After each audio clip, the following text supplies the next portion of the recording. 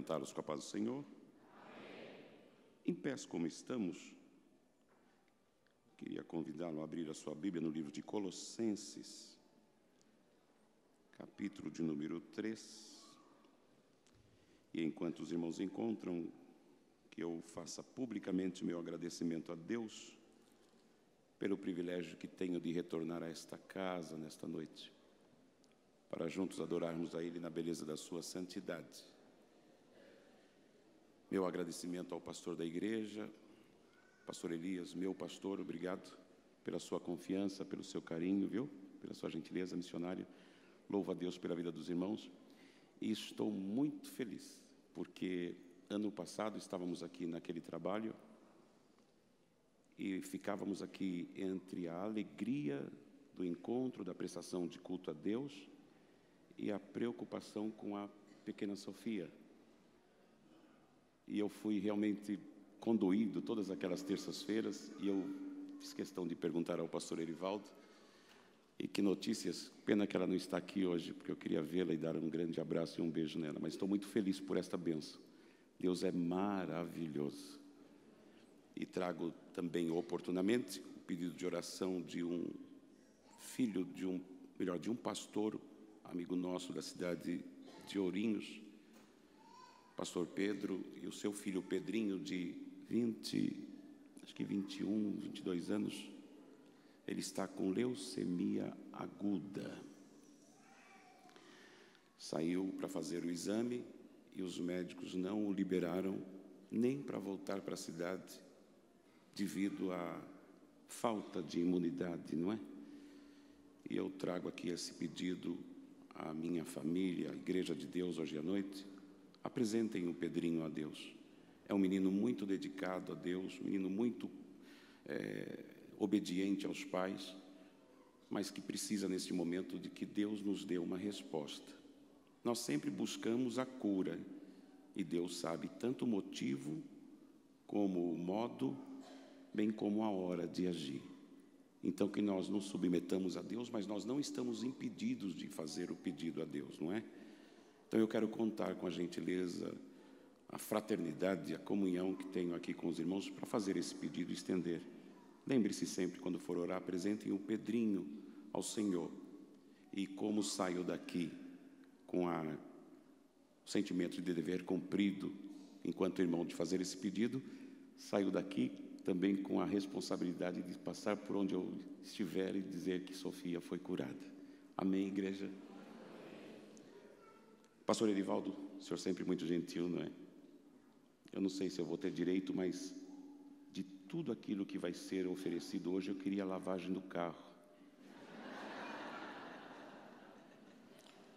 Tá feio, tá feio. Eu, quando namorava, missionária, falei, pastora, minha namorada não pôde vir, foi à casa da mãe dela. Fui atender a velhinha hoje, minha sogra.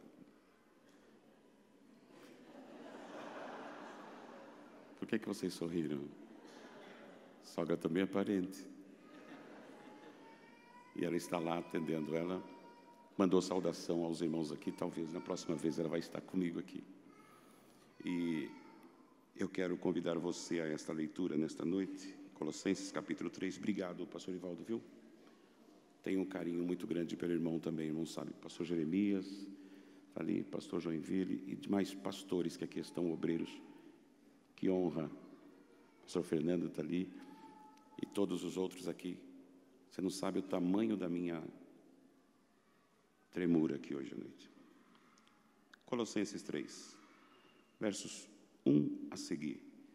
Portanto, se já ressuscitastes com Cristo, buscai as coisas que são de cima, onde Cristo está assentado à destra de Deus.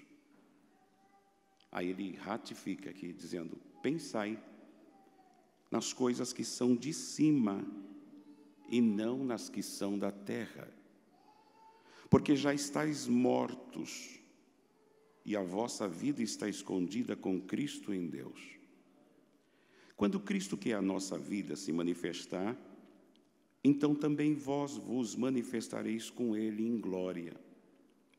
Mortificai, pois, os vossos membros que estão sobre a terra: prostituição, impureza, apetite desordenado, vil concupiscência, avareza, que é a idolatria. Pelas quais coisas vem a ira de Deus sobre os filhos de quem? Pois é. Nas quais também em outro tempo andastes, quando vivieis nelas. Mas agora, despojai-vos também de tudo, da ira,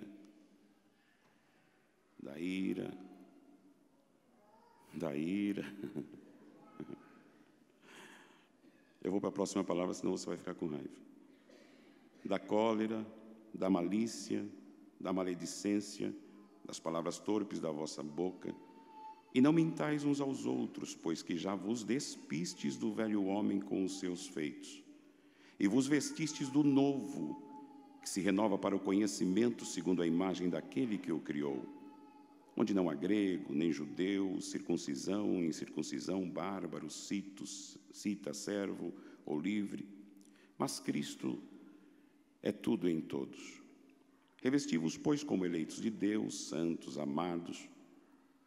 Diga essas palavrinhas assim: entranhas de misericórdia, de benignidade, humildade, mansidão, longanimidade, e suportando-vos uns aos outros, e perdoando-vos uns aos outros. Se algum tiver queixa contra outro, assim como Cristo vos perdoou, assim fazei vós também. E sobre tudo isso revesti-vos de caridade, que é o vínculo da perfeição, e a paz de Deus. Eu repito a expressão para que a gente grave: e a paz de Deus. Isso, para a qual também fostes chamados em um corpo, domine em vossos corações e sede agradecidos. A palavra de Cristo habita em vós abundantemente, em toda a sabedoria, ensinando-vos e admoestando-vos uns aos outros, com salmos, hinos, cânticos espirituais, cantando ao Senhor com graça. Aonde? Não é apenas no lábio, né? E quanto fizerdes por palavras ou por obras, fazei tudo em nome do Senhor Jesus, dando por Ele o quê? É diante da Tua presença que estamos, Senhor. Nesta casa consagrada para adoração ao Teu nome. Que bom estar aqui mais uma vez. Que bom poder louvar o Teu nome. Que bom poder ouvir a Tua voz. Fala aos nossos corações hoje à noite, Senhor. Queremos sair daqui melhores do que chegamos.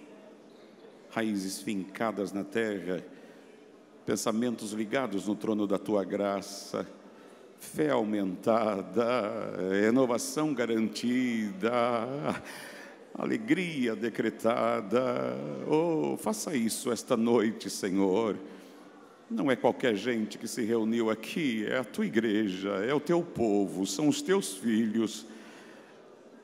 Continue presidido este ambiente, é o que agradecidos te pedimos e o fazemos em nome de Jesus, que vive para sempre. Diga comigo amém. Tome o seu assento, querido.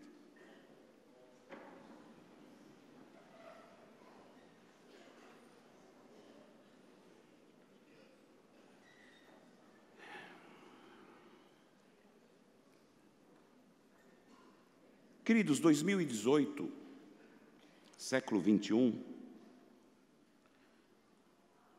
em que parece que nós chegamos, ou pelo menos estamos chegando, ao ápice da ciência multiplicada, do avanço da tecnologia, em que o acesso aos estudos estão bem mais fáceis, em que aquelas pessoas que já passaram dos 70, dos 80, dos 90 anos, ainda vivos hoje, experimentam algumas coisas muito novas, muito boas, a gente começa a se perguntar: está tudo bem com o ser humano? Está tudo maravilhosamente em pleno progresso? A Bíblia diz que a ciência se multiplicaria. A Bíblia diz que o homem atingiria pontos de conhecimentos tecnológicos, a intelectualidade chegaria a um ponto, nós chegamos nela. E aí vem a pergunta aqui hoje à noite: por que tamanho avanço, tamanha caminhada em rumo ao progresso, temos que tratar de um assunto tão delicado? Qual é a necessidade de se ter esse assunto tão em alta hoje e tão oportuno? Não poderia faltar esse assunto hoje. E a gente pergunta: por que temos que tratar um assunto como esse no meio do povo de Deus? Dá a impressão que você está dizendo para alguém que não é destino da mensagem. Partindo do pressuposto que conversão é o ato de você mudar a rota na sua totalidade, haja vista que a proposta da conversão, ela é feita por Deus, por Jesus, impulsionada pelo Espírito de Deus, mas ela é realizada por nós. Por conta disso, nós não devemos, não é muito correto nós orarmos: Senhor, me converte. Porque, na verdade, quem tem que se converter é você. Nós temos que nos converter. Senão, Jesus não teria dito a Pedro, um obreiro, credenciado já, ligado à convenção. O Senhor disse para ele: quando você se converter. Ora, mas por que Jesus não tomou a iniciativa de convertê-lo? Porque eu disse que a proposta é feita por Deus. Mas o processo de aceitação da proposta, bem como a realização da mesma, é feita por quem aceita, por quem reconhece a proposta. E aí, Paulo vem escrevendo aos Colossenses, trazendo essa mensagem e dizendo assim: olha, eu quero conversar com você, entendendo, é o que ele diz aí no verso 1 do capítulo 3, que você já ressuscitou com Cristo. Eu não quero conversar com você apenas para que você tome informação do que deve ser. Eu quero conversar com você como alguém que está inserido no processo de conversão. E ele diz: se já ressuscitastes com Cristo. E aí a gente tem que pensar um pouquinho nessa palavra ressuscitastes. A ressurreição é um passo depois da morte. Para que eu ressuscite, é preciso que eu tenha morrido. Então, ele vai ratificar isso aqui no decorrer do texto, a gente pôde ler isso aqui.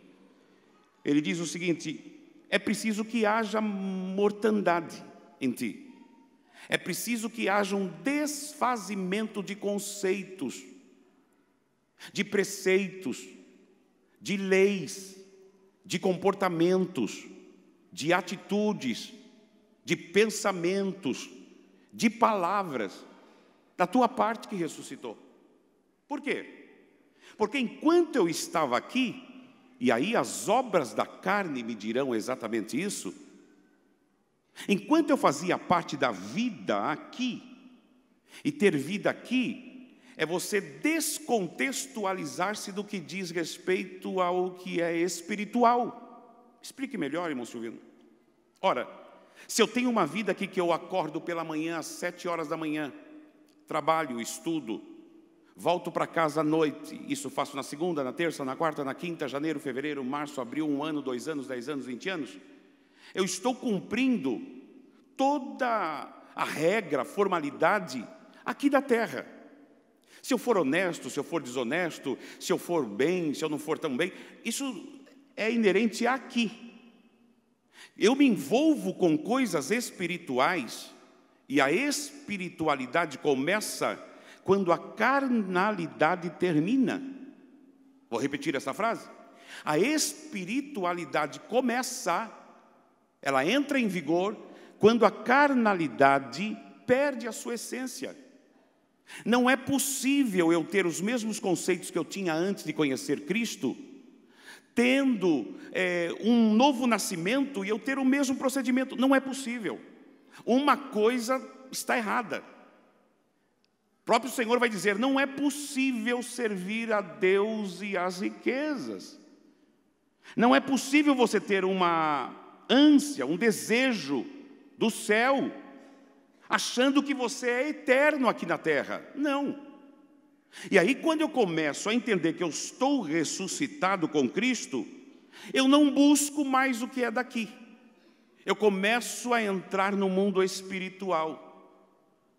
Até por conta disso, a Bíblia diz que a nossa luta não é contra a carne e o sangue, mas é contra o quê? Hostes, potestades, da maldade. Aonde? Nos lugares celestiais. Agora, como eu vou vencer estas hostes? Pensando nas coisas que são de cima. Por quê? Eu não consigo um embate vitorioso, humanamente falando, com o inimigo. Eu não consigo. É preciso que eu tenha poder. É preciso que eu tenha autoridade. É preciso que eu tenha envolvimento com o céu. Então, se a guerra não é carne e sangue, mas é de hostes e potestades, quando eu elevo o meu pensamento àquele que é espiritual, que é o meu Senhor, a guerra travada lá em cima não é comigo, é com Ele. Então, quando eu começo a pensar nele, a vitória é lá em cima e eu recebo os reflexos dela aqui embaixo. A palavra de Deus nos diz assim: se nós estivermos em Deus e as palavras dele estiverem em nós, pediremos o quê? Eu não entendi. Só tudo, irmão. E nos será feito. Aí você vai dizer, irmão Silvino, o senhor veio falar de prosperidade aqui hoje à noite? Também. Se você entender o bojo da palavra prosperidade, sim. A partir do momento que eu me conecto com Deus, essa conexão não é lógica, não é humana, não é explicável em livros, ela é vivida na essência. Só quem tem e teve experiência com Deus sabe o que é ter experiência com Ele. Eu posso até te dizer alguma coisa, mas é preciso que você vá ao encontro da experiência. Porque quando eu vivo Deus e as palavras dele estão em mim, eu começo a pedir o que está de acordo com a vontade dele. Aleluia! Eu não deixo de receber porque o que eu vou pedir vai me prejudicar e vai ser apenas para o meu deleite, mas vai ser para a glória dele, e ele resolve atender, porque há uma conexão entre mim e ele. Quando eu deixo de cumprir o que está aqui, irmãos, não dá para a gente dissecar esse capítulo que nós lemos todo, mas quando eu entro aqui nesse versículo 1, e entendo que eu preciso ressuscitar com Cristo, eu esqueço algumas regras humanas. E uma delas é raiva, é ira. Você já ouviu essa expressão? Ai, que ódio. Nem que for da tua boca, você já ouviu essa expressão? Outra expressão, eu quero morrer, assim com os dentes assim, ó. Já presenciou? Nem que for no espelho. E isso é resultado do quê? Isso é resultado, e o dicionário vai nos dizer, que existe uma palavrinha chamada rancor. Não sei se você já ouviu falar disso. E rancor é um sentimento profundo e reservado, diz o dicionário, decorrente de mágoa que se sofreu sem, portanto, ter manifestado nenhuma reação. Tipo assim, permita-me dizer, Eu devia ter lhe esfregado a cara. Esse devia é palavra de alguém que queria ter feito, no momento não teve a atitude e lamenta não ter praticado. E aquilo vem e fica contigo ali. Ele diz mais, é uma aversão manifestada. E sabe quando ela se manifesta? Quando o ego é ferido ou ameaçado. Meu ego, meu conceito de ego, mais ou menos assim, eu não levo desaforo para casa. Quando eu tenho esse tipo de comportamento, o que acontece comigo? O que eu estou dizendo? É como você chegar no cemitério, ali andando por entre as campas, por entre aquelas ruas, e um morto se levantar e dizer, me traz um pouco de água. Ou então dizer, ei, que hora passa o próximo ônibus para tal bairro? Quando nós deixamos o rancor brotar, sabe o que estamos fazendo? Em pleno cemitério espiritual, estamos levantando da sepultura e dizendo, estou morto, mas não estou muito.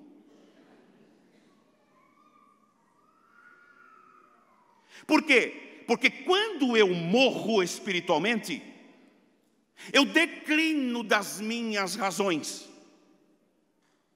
Eu declino, o meu ego já não dá mais palpite. O meu ego já não aflora.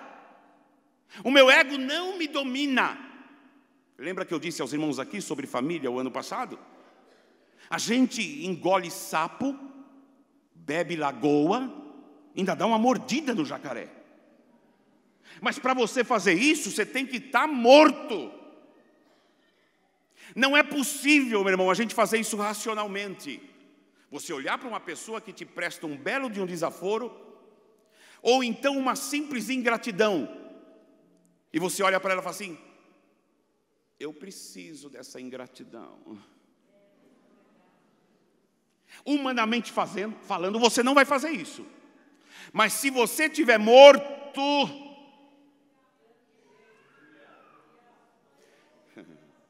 você vai ouvir aquele que morreu e já ressuscitou. Ele vai dizer assim para você,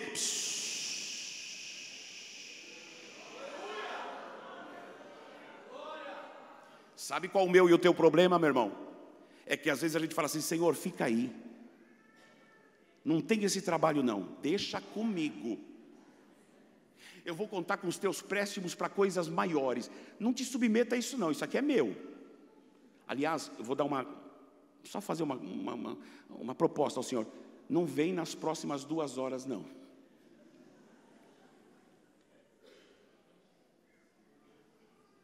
Isso que eu estou dizendo é alguma coisa estranha a nós, irmãos? Senão não estaria sendo pregado hoje. Senão não atiria escrito aqui. Ele diz, ele continua. No verso 2, e eu fiz questão de dizer que ele estava ratifiquei a ratificação. Quando ele diz, pense nas coisas de cima. Irmão, a pior coisa que tem é quando alguém te afronta. Vem cá, querido, por favor. O senhor, vem cá, rapidinho. Corre, o senhor é magrinho. Como é o seu nome? Márcio. Irmão Márcio.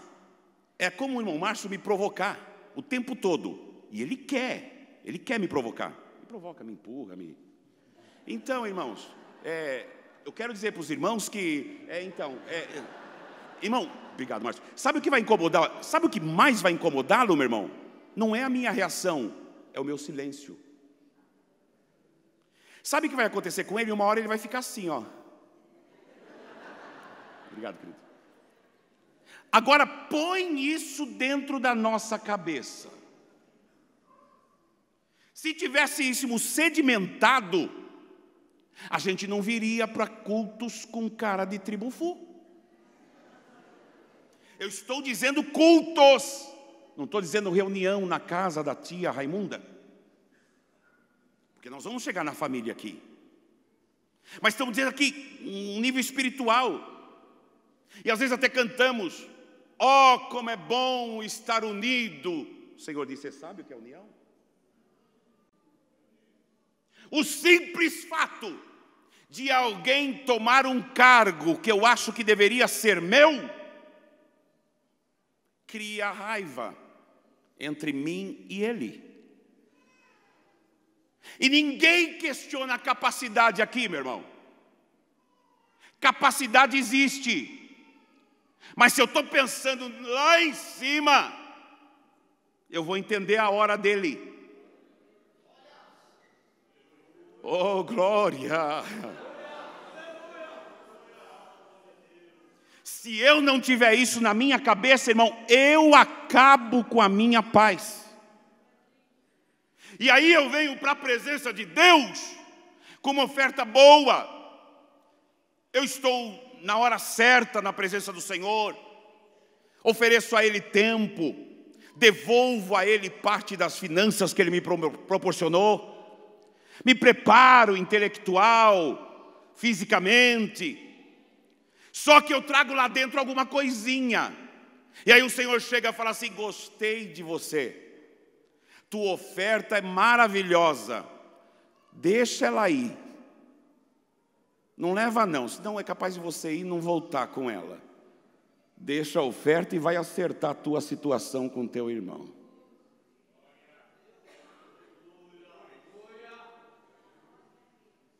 Agora você vai acertar a tua situação com o teu irmão? Senhor, daqui a um tempo eu volto. E aí, a quantas andam não pode deixar de faltar? Ou melhor, não pode faltar essa pergunta aqui. Não pode deixar de existi-la. A quantas andam a tua comunhão com Deus? Porque uma coisa é eu bater na porta da tua casa, outra coisa é você me atender. Porque a gente chega muitas vezes na presença do Senhor, ignorando algumas prerrogativas que são importantes para que o meu acesso não seja interrompido. A gente está entendendo o que Deus está dizendo a gente, irmão? Eu não posso permitir que a minha prestação de serviço a Deus seja mascarada. Por quê? Vai ter um culto. 2 pessoas vão oferecer o culto.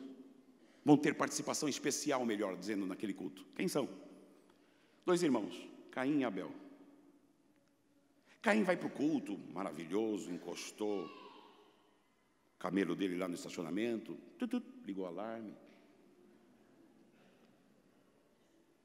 Abel veio também, encostou o carrinho dele ali, o jumentinho dele, foram para o culto.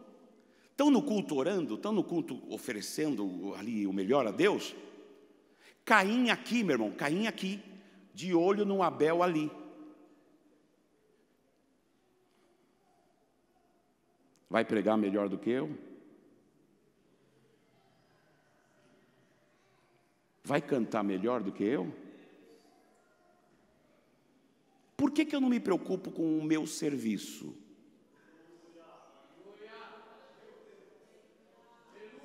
Por que o sacrifício de Abel é tão importante? E não estou dizendo que ele não era, tanto era que Deus o recebeu, a ponto de incomodar a qualidade e essência do meu. Por que ele não foi no culto dele dizendo: Senhor, eu estou aqui?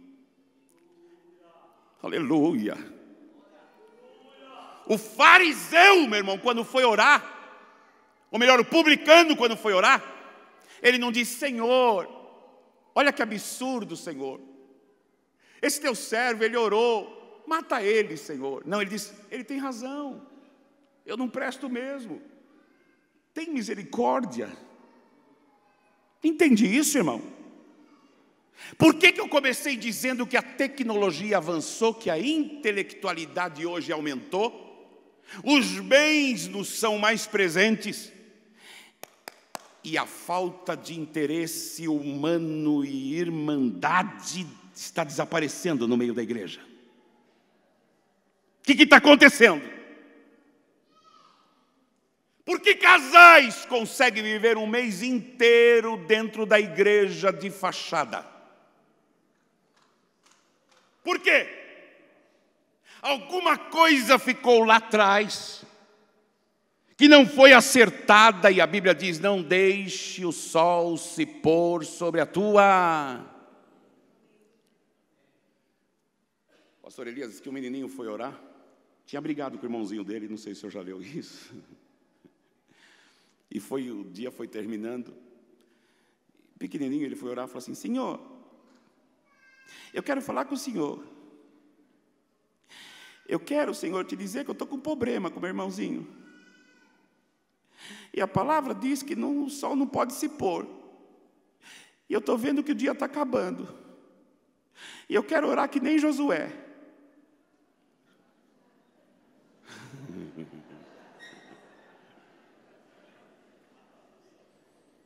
O que ele está fazendo?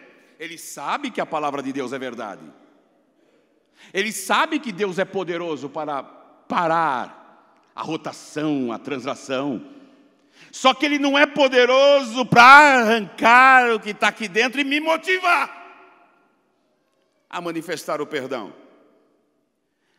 Aquele irmão me paga. É mais ou menos assim, irmão. Se ao chegar no céu, ele lá estiver, vou ter uma conversinha com Deus antes das bodas. Tamanha, irmão, é a mágoa, o rancor. Isso acontece muitas vezes, irmão, no meio de obreiros. Ah, não, irmão, isso não acontece. Vou fazer que nem alguns pregadores. Aqui não tem. Se não tivesse, Deus não estava falando, xarope.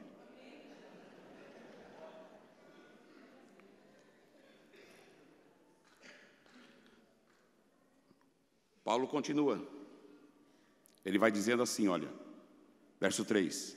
Porque já estáis mortos, e a vossa vida está escondida onde? Faça essa pergunta para mim, comigo assim, irmão. Será? Se está escondida nele, por que eu perco noite de sono? Se Ele é o controlador de todas as situações, e a sua onisciência é uma realidade, por que toda vez eu tenho que apresentar o mesmo problema? Na verdade, eu não quero apresentar o problema para Deus. Eu quero dizer para Deus que se Deus não matar o fulano... Irmão Silvino, isso é verdade? Eu vou perguntar, irmão, isso é verdade? Nós precisamos nos curar nisso. A Bíblia diz: segui a paz com todos. Complete. Como que eu vou me santificar se eu não tenho paz? Porque alguém diz, olha, irmão, é sem a santificação que ninguém verá o Senhor. Mas a santificação, ela não pula a paz com todos. Agora você me pergunta, irmão Silvino, o que é paz com todos? Ora, irmão, a raiva, ela é pertinente a nós. Não dá para a gente terminar esse culto de hoje e dizer, irmão, a partir de hoje, eu nunca mais terei raiva.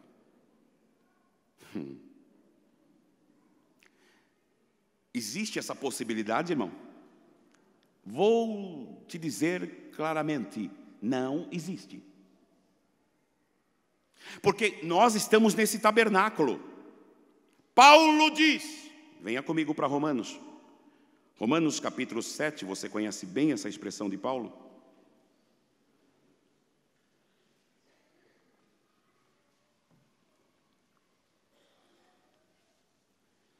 Olha o que ele diz aqui no verso 14. Romanos 7, 14. Porque bem sabemos que a lei é espiritual. E o que ele diz depois? Deus não pega a gente, pastor Jeremias, põe asas na gente, coloca, pastores, assim, auréolas aqui. Muda, não. O tabernáculo fica aqui. E aí é por isso que Paulo mesmo vai dizer lá em Romanos capítulo 12, rogo-vos, pois, irmãos, que apresenteis os vossos corpos em sacrifício, vivo. Você vai vivo. Você não morre para ir para o sacrifício, você vai vivo. Voluntariamente você diz, eu vou. O bichinho, o animal, era pego lá e matavam-no e colocavam em cima. Sabe quando aquele animal fugiria, irmão? Nunca mais. O nosso problema é que nós somos crentes e ninguém está questionando a fé de ninguém aqui, irmão. Estamos simplesmente ampliando nosso conhecimento em relação ao nosso comportamento para corresponder às expectativas do coração de Deus. É essa estatura que nós precisamos começar a correr para chegar àquele versículo: a vereda do justo é como a luz da aurora que vai brilhando cada vez mais até, vamos chegar lá. Mas ele diz, mas eu sou carnal, vendido sob o pecado. O pecado veio, pegou Paulo. O pecado veio, pegou Silvino. O pecado veio, pegou Maria. E aí vem a lei. E a lei diz assim: você não podia estacionar aqui nessa rua. Até então eu estacionava, agora tem lei. E se eu continuo estacionando a partir do momento que eu tomei conhecimento de que não podia, o que eu estou fazendo, irmão? Transgredindo a lei. E aí quando eu recebo a multa, eu quero recorrer. Eu não sabia, a placa está lá. E é por isso que o Senhor preparou a noite desta terça-feira, dia 17 de julho, para dizer: tem placa na tua vida, tem placa. Oh glória! É isso que Paulo está dizendo aqui. Tem lei. E ele diz, irmão, que a lei é boa. No verso 16, aliás o 15, ele diz assim: porque o que faço, o que ele diz? Eu não aprovo. Quem que está falando isso, irmão? Paulo. Irmão Silvino, eu pensei que Paulo era tão... Está aqui, é ele que está dizendo, não sou eu não. Ele diz: o que eu faço eu não aprovo. Pois o que quero, diz ele, isso eu não faço. Mas o que aborreço, eu faço. Então, primeiro, Deus quer nos dizer aqui: não saia daqui dizendo que você é o pior dos seres humanos por ter tido alguns expedientes de raiva. Primeira coisa, não atribua a você uma culpa que vai lhe levar a uma falência física, psíquica e emocional, e principalmente espiritual. Porque enquanto estamos aqui, estamos ouvindo a palavra. E a Bíblia diz que Deus fala com o homem fica vivo. A possibilidade de você melhorar a tua conduta espiritual, a partir de cada culto, é de 100%, irmão. Eu já quero me adiantar aqui, que depois deste julho, as nossas vidas sofrerão verdadeiras metamorfoses espirituais, para a glória dEle. Aleluia. Porque nós não devemos ser como aqueles que ouvem sempre e nunca aprendem. Devemos melhorar. E ele continua, verso 16: e se faço o que não quero, consinto com a lei.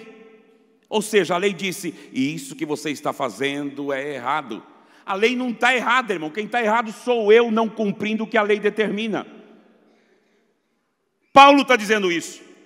E aí ele continua no verso 17: de maneira que agora já não sou eu que faço isso, mas o pecado que habita em mim. Agora no verso 18 a gente para um pouquinho. Ele diz: porque eu sei que em mim, isto é, na minha carne, não habita bem algum. Você entende agora porque nós começamos falando sobre morte? A morte não é no espírito. A morte é aonde? Na carne. São nos meus conceitos. É no meu pensamento. É um tapa bem dado no meu ego. É lá. Por quê? Porque o diabo não ataca o espírito, irmão. Ele não tem acesso à nossa alma. Ele não tem acesso ao nosso espírito. Ele tem acesso à nossa carne. Ele tem acesso a nós humanos. E não tem tecnologia que nos torne bons. Fosse assim, não encontraríamos problemas no meio das pessoas abastadas financeiramente, com acessos fáceis a grandes estudos, a boas faculdades. Isso aqui é espiritual. Não adianta alguém colocar, ninguém vai ser colocado numa escola que vai lhe dar um curso de etiqueta e vai lhe tornar apto. Fosse isso, não encontraríamos corrupção nos mais elevados postos, nas mais altas entidades. Lá estão verdadeiros magnatas, pessoas estudadas, dinheiro muito, mas isso aqui é espiritual. Você não encontra isso na faculdade.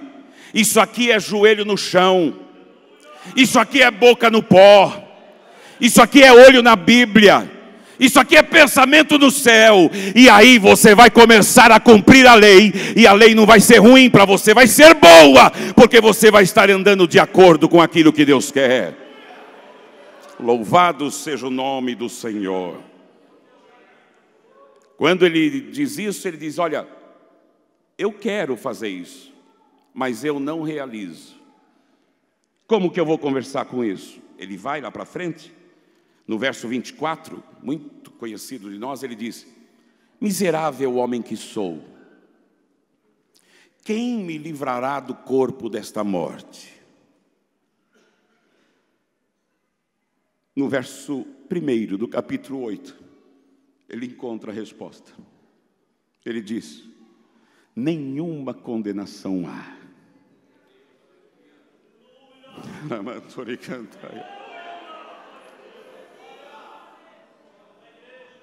Porque quando o diabo me procura, meu irmão, ele não me acha. Porque ele trabalha com quem é vivo para ele. E se nós morremos, ele não nos encontra. Considerai-vos mortos ao pecado, mas vivos para Deus. A Bíblia não diz que o Espírito de Deus testifica com a nossa carne. Não, testifica com o nosso Espírito. Você é filho de Deus, você é filho de Deus, você é filho de Deus, você é filho de Deus.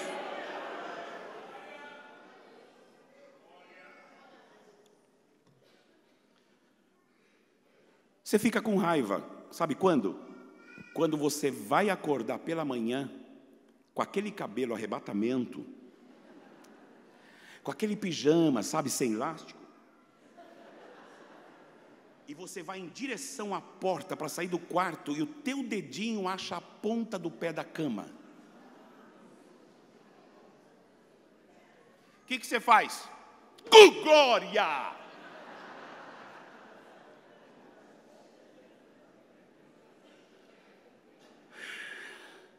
Você sobe, você desce, teu pensamento vai lá, passa por Deus, quando ele vê Deus, ele volta. Pronto. Basta depois daquele chute com o dedinho na ponta do pé da cama, quando na porta você sair com os olhos desse tamanho, todo torto, você encontra o teu marido e ele pergunta: oi, bom dia. Bom dia o quê?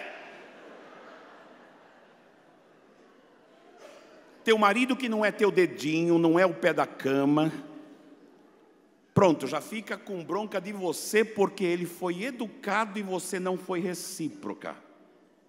Você entende onde começa, meu irmão? Você entende? O senhor consegue entender quando o senhor compra colchão duro e a tua esposa queria patinho? Essa risada é de alguém que já aconteceu. E aí pronto, o molho estava pronto para o colchão duro. E você vem com um patinho. O patinho era até mais caro que o colchão duro e você quis fazer uma graça. Mas quando você chega, a esposa põe a mão na cintura, feito uma xícara.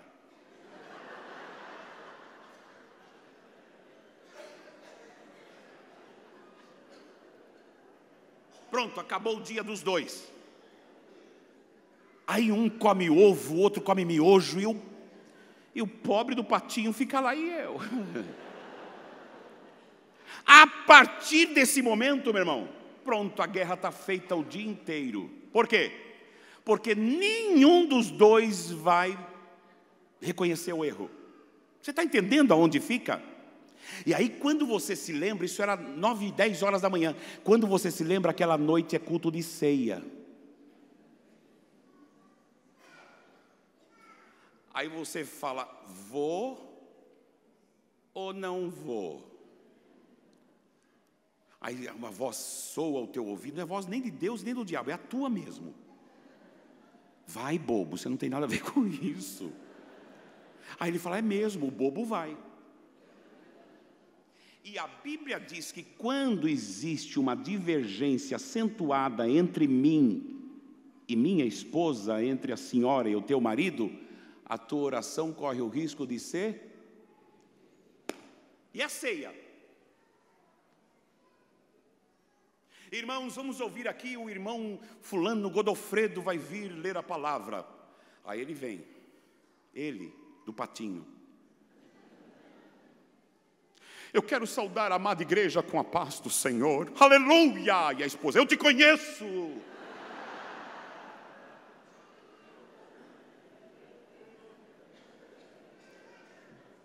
Pastor Elias, estive num trabalho desses dias, um encontro de casais. Foram 3 dias.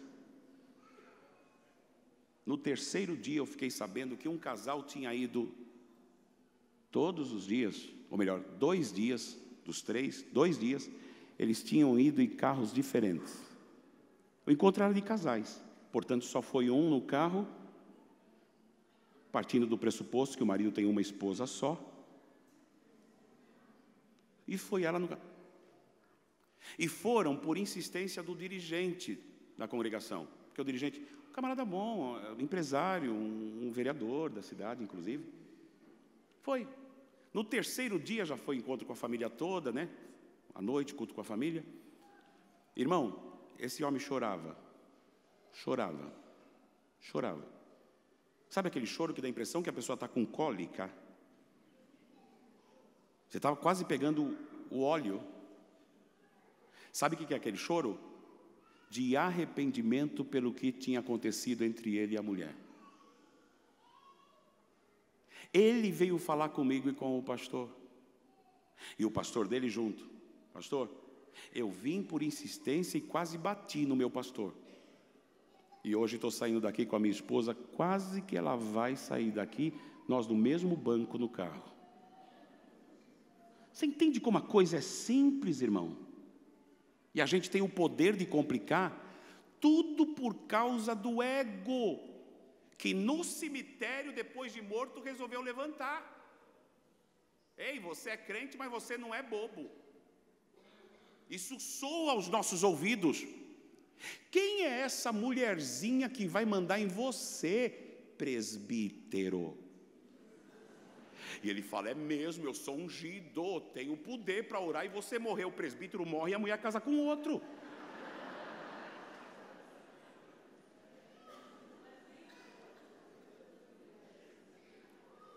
Quem que ele pensa que vai mandar em mim? Ora, irmã, quem constituiu o homem como cabeça da casa foi Deus. Achou ruim? Pega ele. Não é esse o nosso assunto, mas são motivos que nos levam à raiva. Se a Bíblia diz que eu posso me irar, irmão, irai-vos. Ou será que não está escrito isso lá, pastor Elias? Irai-vos. Ou seja, Deus sabe que existe essa possibilidade. Até porque, irmão, a ira, pastor Evaldo, é uma demonstração de descontentamento com algo que não corresponde às expectativas legais. Tem gente que fala assim, não, irmão, eu não me iro nunca. Alguém cai no chão assim, irmão, esbarra nele, ele, caiu. Não, irmão, vai ver por que o camarada caiu. Será que ele está pagando promessa? Isso, muitas vezes, de você. Aí tem outro que quando o camarada cai, sabe bater em mim quando vai cair? Cai do outro lado. Você entende as duas reações? Quando você não se ira e diz que a tua falta de ira é uma demonstração de amor, muitas vezes é apenas uma explanação de indiferença. Por quê? Porque se Deus não compactua com o pecado, eu não posso passar a mão sobre pecadores. Ah, irmão, Deus ama o pecador. Quem que vai ser lançado no inferno, irmão? O pecado ou o pecador? Ué, mas Deus não ama o pecador? O que Deus fez? O que Deus fez com Saul? Quem escolheu Saul, irmão, para ser rei? Foi Deus. Quem reivindicou um rei foi o povo. Quem queria um rei bonitão assim? Não, igual eu não. Ele é bonitinho, mas é pequeno, né? O rei disse, a gente quer um rei, um rei. Aí Deus foi lá assim, bom, já que vocês querem um rei, eu vou escolher um camarada que sobressai. Foi atrás de Saul. Eu fico imaginando quando Saul chegou no meio do povo. O que teve de gente, irmão. Aleluia! Terra! Terra mesmo, porque céu...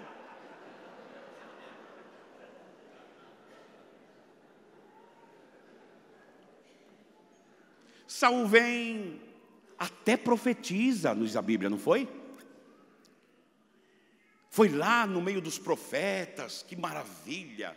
Oh, só glória, começo é festa, né, irmão? É que nem a senhora quando começou o casamento, que a senhora não tinha essa cara de tribufu. A senhora vinha para a igreja assim, ó. Teu marido demorou para ser consagrado porque ele tinha que sentar no púlpito. Não, vai ficar aqui. Hoje a senhora não vê a hora dele ser consagrado, né? Era o pastor dizer, irmão, cumprimente teu irmão, a senhora estava lá assim, ó. Lembra disso? Foi o povo com Saul. Lá na frente Saul começa a errar. E Deus dizendo, Saul, você vai lá no meio dos amalequitas. Quem que disse isso para Saul? Quem que disse isso? A resposta, eu não estou ouvindo.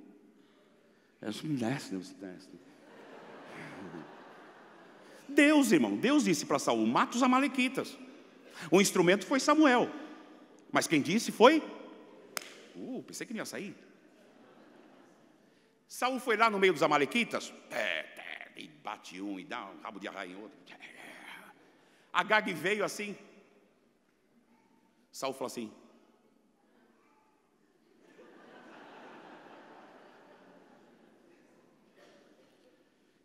Agag foi morar na casa de Saul.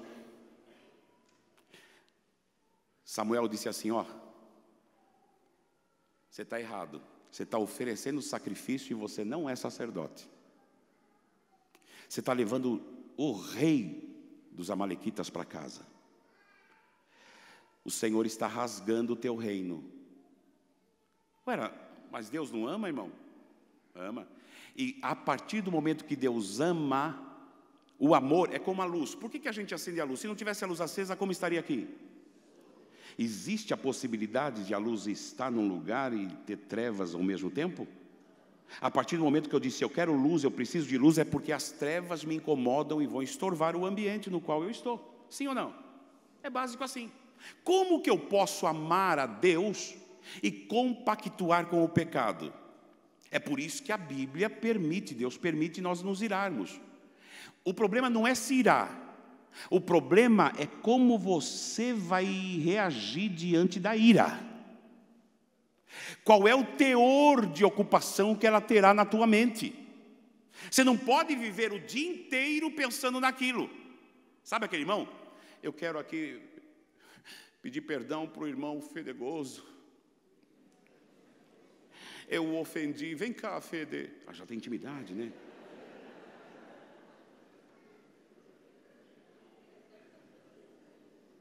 Aí o Fede vem. Irmão, eu te perdoo. Você me perdoa, irmão? Eu te perdoo. Você me perdoa, mas te perdoo! Sabe que a gente faz muito de fachada isso, irmão? Você sabia que tem casais que vão para a cama, tem os seus momentos de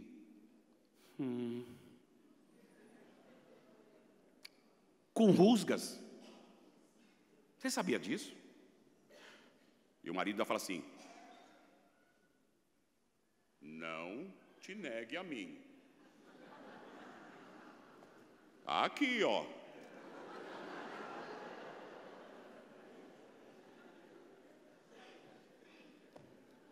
Para isso ele tem Bíblia.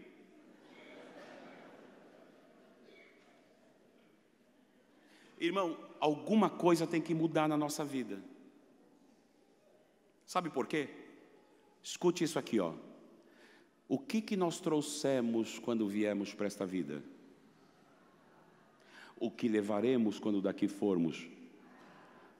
Você está brigando por esse espaço aqui que nós temos aqui?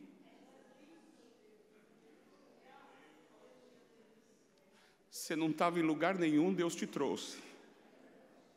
Te fez existir para ser eterno. Tu está brigando por esse espaço aqui?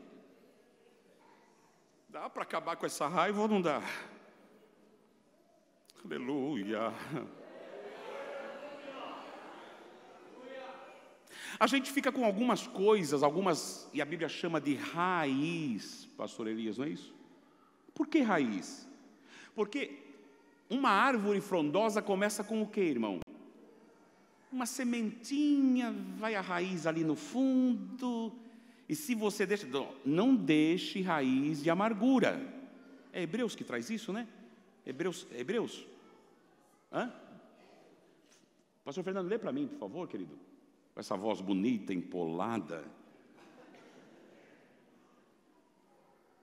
Isso aos Hebreus, capítulo 12, versículo 15.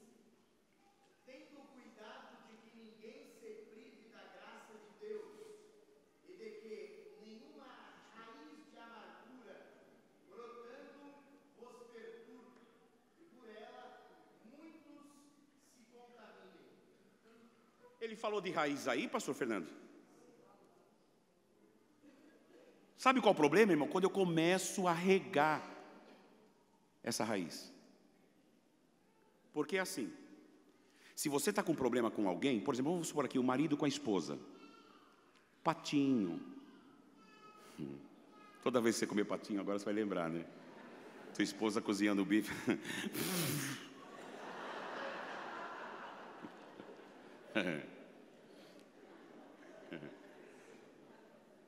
Já estão brigando lá. Não leva patinho para cá.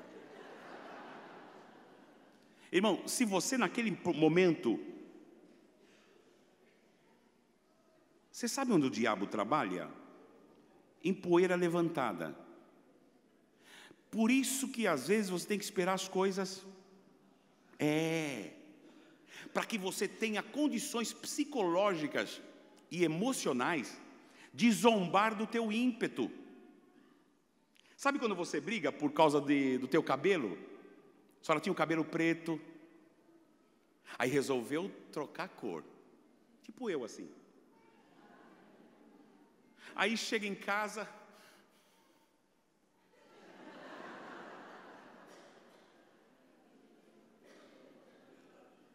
Se eu pego aquela cabeleireira, eu mato.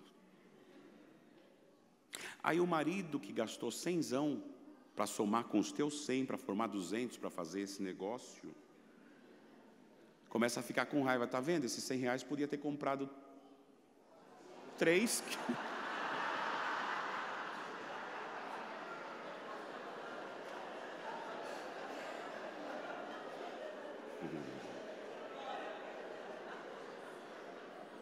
Pronto.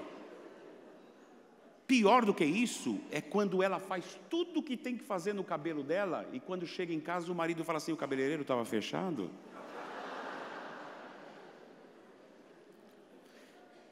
Irmã, espera, até porque o homem é meio sonso.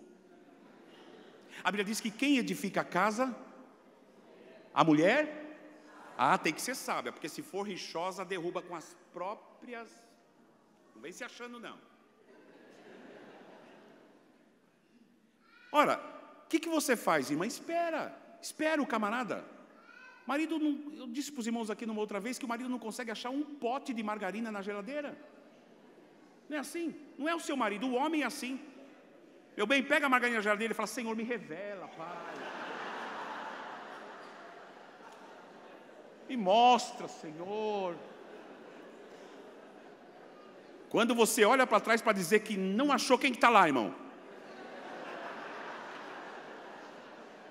A geladeira vem ao encontro dela com a margarina na mão e diz: aqui, está aqui, ó. Por que eu estou dizendo isso? Porque com isso, minha irmã, só lhe espera um pouquinho e conversa com ele numa boa depois. Ah, irmão Silvino, mas a Bíblia diz que não é para deixar o sol se pôr sobre a ira, mas enquanto está noite aqui, tem sol no Japão, irmã. A hora que a senhora for deitar, só a senhora e ele.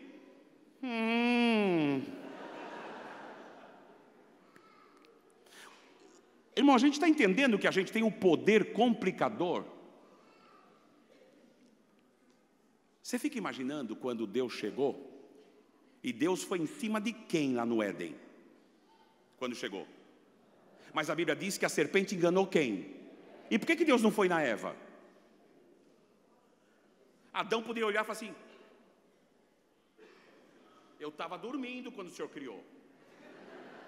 Casei porque o Senhor criou, eu estava dormindo, nem escolhi. Não podia dizer, irmão. Aliás, Deus disse para si: Adão, onde você está?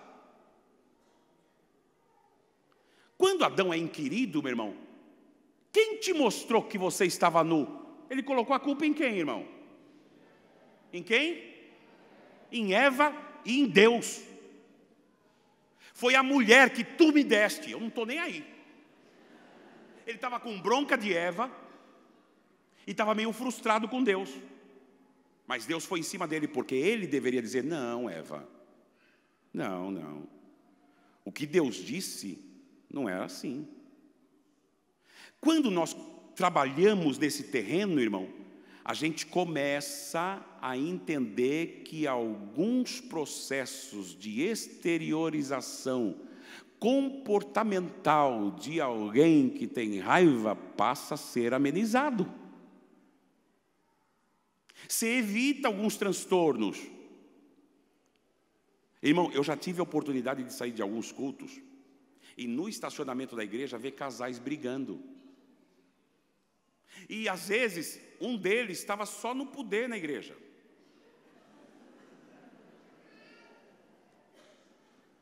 Cadê o poder de lá da igreja, irmão? Desliga, vira o botão. Como que tu consegue ser tão falso com Deus e tão verdadeiro com a tua mulher? A senhora também, irmã, não vem fazendo carinha de paisagem, não. Só porque o marido não comprou um fogão de 6 bocas, a senhora está assim com ele, ó. Por quê? Irmão Silvino, eu tenho um de 4 com o da senhora, com a boca da senhora já é 5.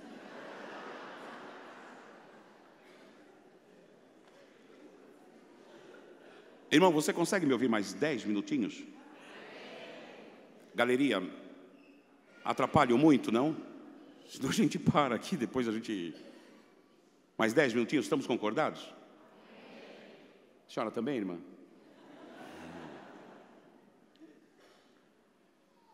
Irmão, alguém disse que raiva e ódio é como o sinal amarelo do semáforo, da sinaleira. Bateu raiva, pare ali, irmão, amarelo. Não queira passar, não. E, aliás, vou dar um conselho para os irmãos aqui. Não sei se tem alguém aqui do departamento de trânsito da cidade ou do estado. Não sei. Mas, irmão, tem alguns faróis que estão multando já no amarelo, viu? Você passa no amarelo, você fala: passei no amarelo. Já vai receber uma foto, porque você é famoso.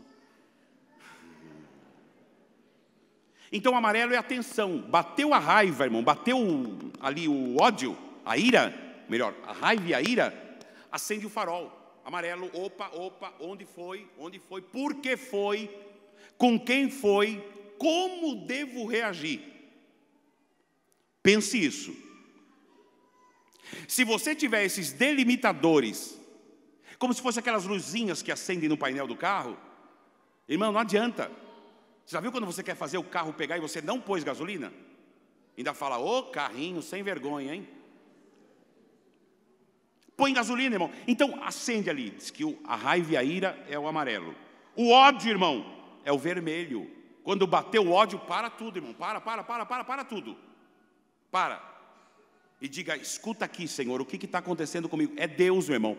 Porque se nós morremos para o mundo, o nosso contato agora é com Deus. Converse com Ele. Não adianta buscar. Eu vejo hoje as nossas livrarias, elas estão cheias de livro de autoajuda. E eu estou com vontade de escrever um. Olha, você é lindo. Você é mais precioso do que o ouro de Ofir. Aí quando alguém te joga fora, você fala assim, deixa, jogou ouro fora. E a igreja lá no antigo, lá no começo, lá no tempo primitivo, era considerada o lixo desse mundo. E a gente se acha. Isso acontece muito em casa. É quando você começa a entender que você fez faculdade. O senhor casou com a irmã, o senhor não tinha nem o curso dos últimos 3 meses da escola dominical. Aí o senhor casou, o senhor conseguiu fazer um curso, nem que for de tricô e crochê. Aí o senhor tem um certificado. Aí o senhor chega para ela já dizendo, olha aqui, querida, eu quero te dizer que a minha alma está auferindo uma alegria que brota do âmago do meu ser. A esposa fica esperando ele apertar a tecla SAP, porque parece que desnivelou. E pronto, aí começa a ostentação. Eu sou pastor agora. Você é pastor, irmão? Porque a tua esposa aguentou você quando nem crente você era e você inclusive encharcava Flex Power.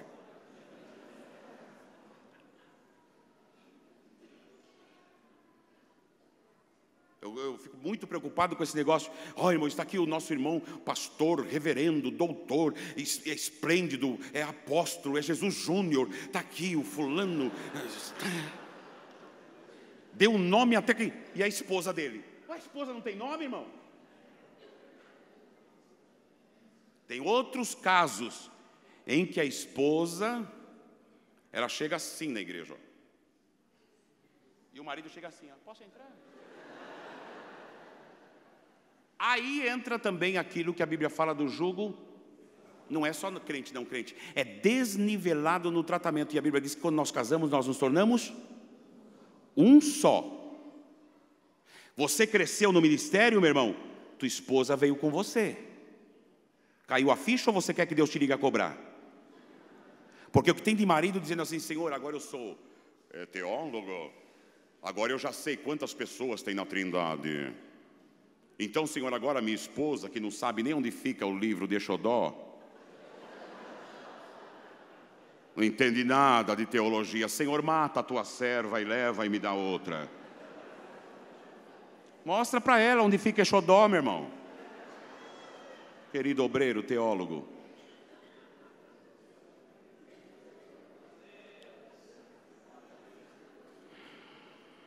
João 12, 24, pastor Fernando, por favor.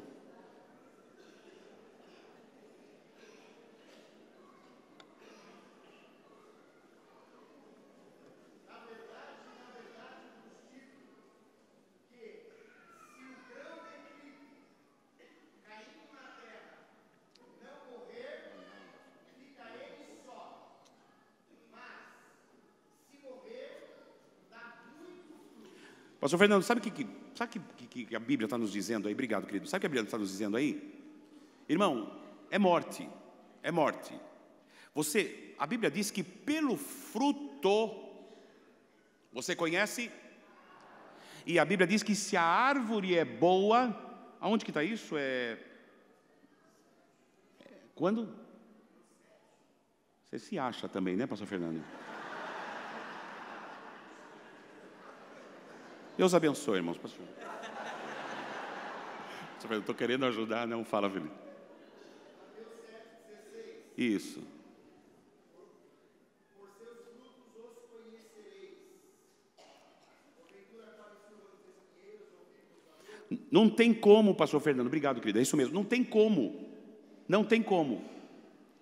A árvore sendo boa, meu irmão, o fruto é bom. E a Bíblia diz que pelo fruto você conhece a árvore. Não é pelo dom. Não é pelo dom. É pelo fruto. Oh, irmão, eu tenho uns 9 dons. Eu acho que você tem 10. Porque quanto mais a gente vai recebendo de Deus, menor a gente vai ficando. Quando chegaram para João, pastor Elias, qual era a intenção daqueles discípulos? Não estou dizendo que eles eram maus, não.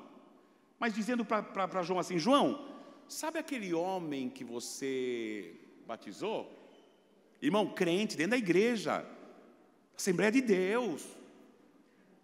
Ah, sabe aquele homem que você batizou? Então, ele está batizando e está assim de gente na classe da escola dele. Irmão, qual era a intenção deles? Será que era falar para João, ó, João, você viu? Será que era isso, irmão? João estava vacinado, meu irmão. João estava vacinado. João estava morto. João estava vivo para Deus. Ele diz, deixa ele crescer, ele cresce e eu diminuo. Ah, se fosse algum obreiro dos que temos hoje, irmão, no nosso meio, batizando Jesus, quem que está aí? Jesus, selfie. Vou pôr no meu CD. Não tem gente assim hoje, irmão? Exibido, metido, exaltado. Irmão, hoje eu vou falar mistério. Se é mistério, como que ele vai falar, irmão?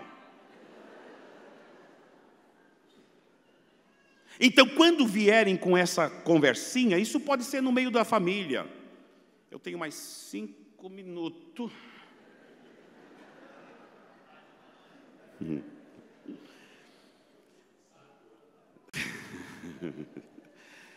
E falar só um pouquinho da vida de José. Só um pouquinho, só, a gente já conhece. Pastor Fernando, fica em pé. Falando sério, pastor Fernando, eu amo o senhor sabe disso. Gênesis capítulo 37, o verso 3. Irmão, tinha bastante coisa aqui no meu iPad. Isso aqui é iPim, né? Fala, irmão. 37 e o 3. Israel amava José mais do que a todos os seus filhos. Pronto. Irmão, fica em pé, querido. Diga essa palavra, amor. Amor. Pronto. O amor que Jacó, no caso a Bíblia diz ali, Israel, tinha por José, era maior do que os seus irmãos. Quando o amor do pai veio para o filho, e isso foi demonstrado, isso foi exteriorizado, o que acontece no verso 4? Vendo, pois, seus irmãos e seu pai o amava mais do que a todos os seus irmãos, aborreceram-no e não podiam falar com ele. Irmão, o que José fez para ser alvo desse aborrecimento? Foi amado, nada, ele não fez nada. Você entende que tem gente assim na igreja, irmão? Espera um pouquinho, esse irmão se converteu quando? Ah, se converteu faz um ano e meio. Eu estou aqui desde que Perus era só um ovo. E daí, museu?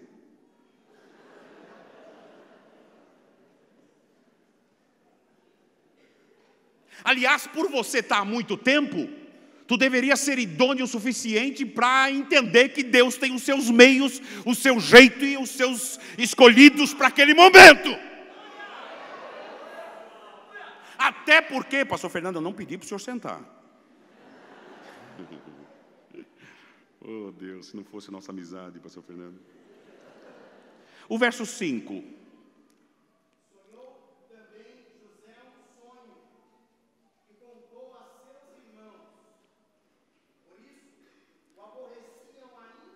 Irmão, amado, por ser amado foi aborrecido, por ter sonhado e contado o sonho, aumentou a raiva.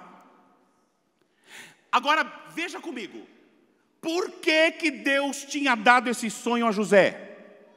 Não dá tempo da gente correr tudo, porque aí eles simplesmente invejam José. Lá na frente a gente vai encontrar os irmãos invejando José, o versículo 8. Vai encontrar a mentira, porque quem tem raiva mente, inventa mentira. Que mentira que inventaram de José, pastor Fernando? Vamos dizer para o pai que uma fera pegou e matou. Agora, quando chega lá no capítulo 50, veja que versículo que fala lá, de José dizer para eles. Primeiro eles disseram assim: olha, ô Jô não, o Rubem falou para o Jô não, o governador José, Vossa Excelência, o pai falou que quando ele morresse, que era para você cuidar de gente. Jacó tinha falado isso para eles, pastor? Eu acho que não. Eles inventaram isso. José responde o quê, pastor Fernando? É no 50, né? Lá no 15.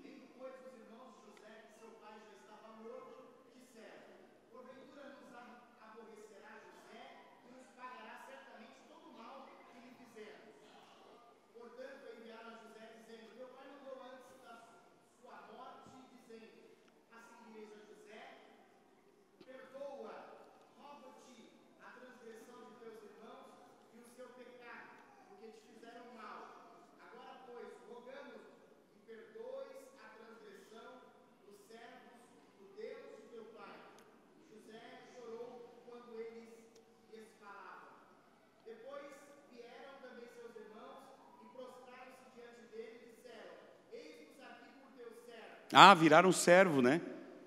De repente, assim, espontaneamente, de livre espancada vontade, viraram servos, né? Interessante, né? Aliás, pastor Fernando, se eu e você estivéssemos no lugar de José, o que faria com os irmãos, irmão? Você, querido, aqui, ó. Não, o outro. Você está na roça. Ah, o outro, fulano, você, não, querido, a tua vez vai chegar também, a tua história vai chegar também, você vai ver.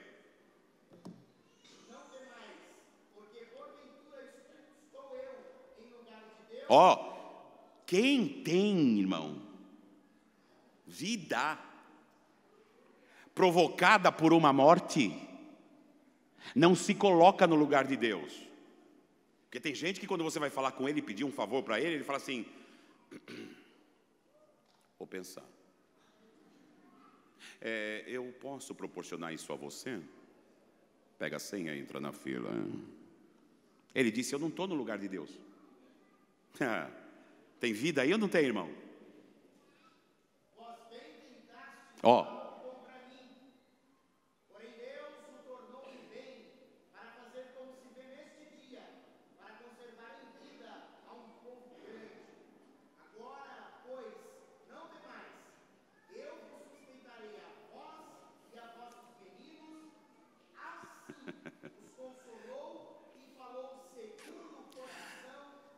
Tinha raiva nesse coração, irmão?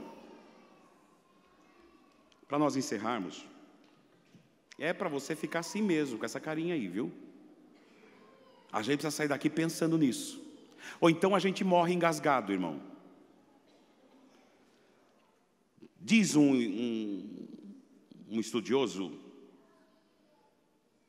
da psicologia, diz o seguinte: pagar o bem com o mal nos faz parecidos com o diabo. Pagar o mal com o mal nos faz parecido com os nossos inimigos. Pagar o bem com o bem nos faz parecidos com qualquer um. Agora, pagar o mal com o bem é a única prova de que somos parecidos com Deus. Deus nos abençoe, pastor.